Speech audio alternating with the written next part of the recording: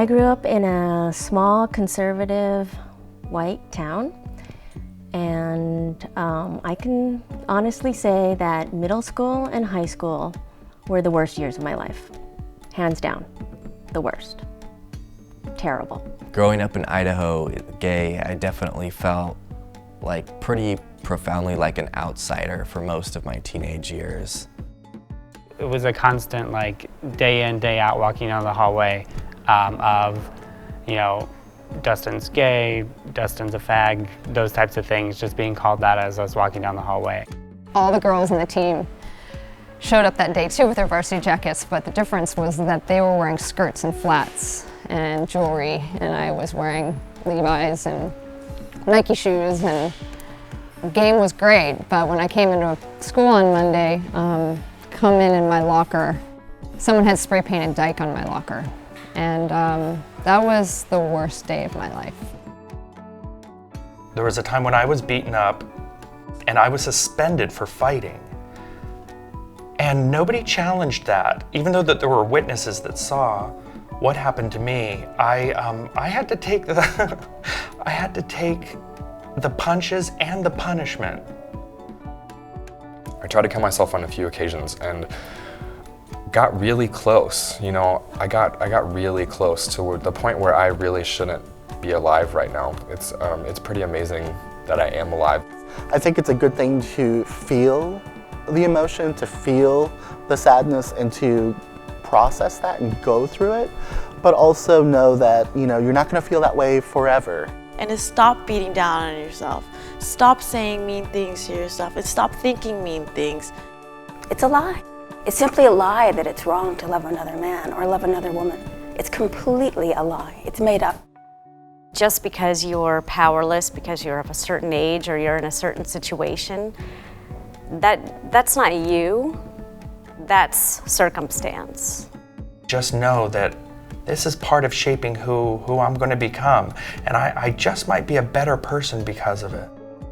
As you mature, things start to make sense and things fall into place. Coming out was the beginning of realizing that I wasn't alone. I'm extremely out in my daily life, and I have been since the day I said that I'm gay or queer, whatever I said. On average, you know, my life has really gotten better and I've become happier, you know, every year for the last, 15 years or so. When you grow up, you're gonna meet people who wanna just know who you are. They're just gonna wanna meet you. So there's no reason to be alone with whatever you are struggling with.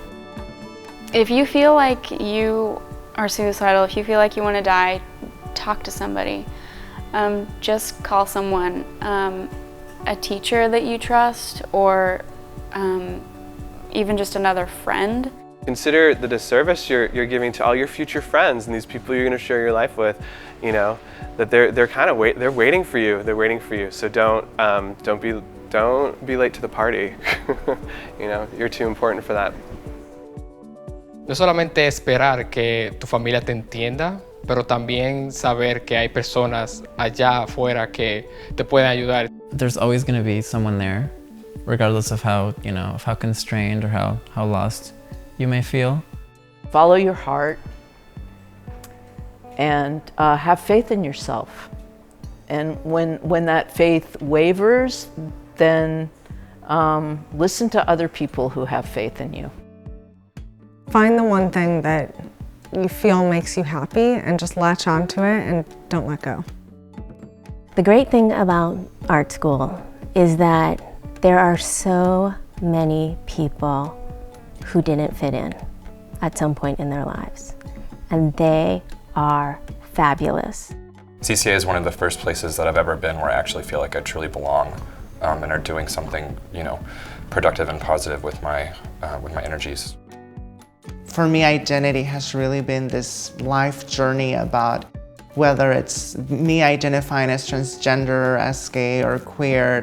For me, it obviously took a good definition within my work, my creativity, my inspiration. Someone once asked me what it was like to be gay at CCA, and I said, If you're homophobic, you're the one who needs to be in the closet. I think CCA is an incredibly supportive environment in that way. I've actually never had as many colleagues or students that were as out and open about their sexuality as I found here. So I want you to hold out, and I want you to wait. I want you to know that one day you'll be able to express those feelings, and it's going to be amazing. Realize that you're going to find friends who love you for who you are, and you're going to flourish into who you were meant to be. Another chair.